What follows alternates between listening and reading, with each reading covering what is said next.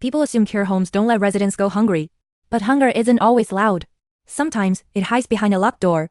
My name is Maya Summers, and this is the story of how I discovered night shift staff were stealing diabetic meals, and how I used the fridge itself to expose them. It started with a tremor.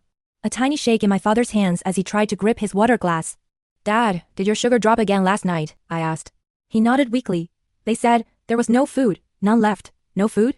In a facility that charged extra for 24/7 diabetic nutritional support?"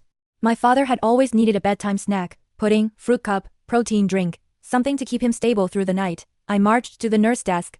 The nurse leaned in and whispered, "Kitchen locks the fridge after 9. We're not allowed access." My heart stopped cold. The diabetic fridge is never supposed to be locked, so that night I checked myself.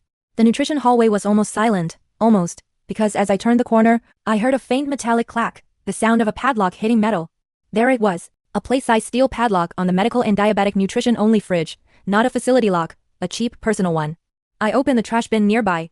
Inside were empty wrappers, protein shakes, glucose gels, pudding cups, all stamped with resident use only.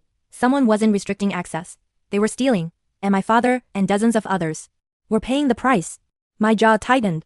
If they thought they could starve vulnerable people quietly, they chose the wrong daughter. I returned the next morning with equipment from my job in supply chain analytics. Under the fridge shelves, I placed tiny weight sensors disguised as rubber pads. Each would send an alert whenever food items were removed. I slid micro barcodes under the labels of pudding cups and diabetic snacks. If they were scanned or moved, I know exactly when and where. And I hid a small motion-activated camera inside the cleaning supply shelf facing the fridge. Then I waited. At 12:14 a.m., my phone buzzed. Weight loss detected shelf 2. Seconds later, item removed, micro barcode hashtag #A17. My app lit up again and again. I opened the camera feed.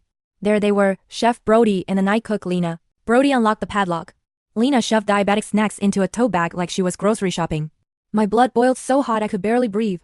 I downloaded everything, the timestamps, the footage, the item logs, the barcode tracking. This wasn't negligence. This was a theft operation. 2 days later, during the facility's scheduled nutrition standards review, families gathered. Management smiled proudly. Brody even said, "We take diabetic nutrition very seriously." I stepped forward. "Really? Then maybe you can explain this." I held up the padlock. Gasps. Then I projected the footage onto the wall. Brody unlocking the fridge. Lena stuffing snacks into her bag. Then the graphs showing weight drops on shelves. The barcode tracking data. And finally, resident blood sugar logs showing dangerous nighttime crashes. A diabetic resident's daughter screamed, "My mother almost fainted last week." Families erupted. Administrators paled. Brody and Lena were suspended on the spot. That night, I visited my father. A fresh pudding cup sat on his tray. "Feels good to eat again," he said with a grateful smile. I kissed his forehead.